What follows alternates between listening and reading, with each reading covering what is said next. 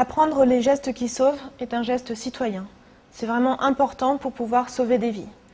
Ces gestes sont très simples et peuvent avoir une efficacité réelle. Dans la chaîne de premiers secours, vous êtes le premier maillon. Vous allez réaliser la protection de la victime, passer l'alerte au secours, réaliser les premiers gestes qui sauvent. Il existe deux types de protection. La première, on peut retirer le danger. Par exemple, on retrouve quelqu'un qui est allongé avec un sèche-cheveux, par exemple. À ce moment-là, on va retirer le danger, c'est-à-dire retirer le sèche-cheveux. Mais on ne va pas le faire n'importe comment. On va couper le courant et retirer le danger. Le deuxième type de protection, c'est le cas où on ne peut pas retirer le danger. Par exemple, un accident de la route. Dans ces cas-là, on va en voiture se garer après le lieu de l'accident et signaler la nature du problème. On peut mettre un panneau de signalisation, faire des signes et mettre en place un périmètre de sécurité. Après avoir protégé, il est essentiel d'alerter. Alerter les services de secours spécialisés.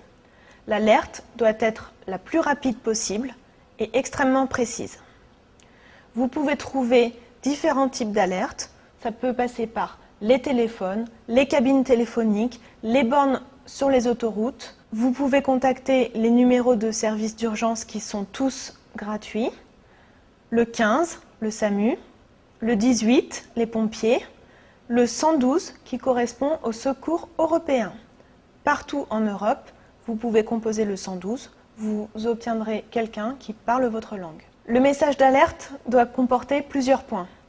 Le numéro de téléphone pour pouvoir être rappelé, le lieu précis où vous êtes, les risques pour la victime et pour vous, la nature de l'événement, donc ça peut être un accident, ça peut être une maladie, les gestes que vous allez effectuer et le nombre de victimes. En effet, si on a une victime, on va pouvoir faire déplacer une ambulance. Si on a plusieurs victimes, plusieurs ambulances.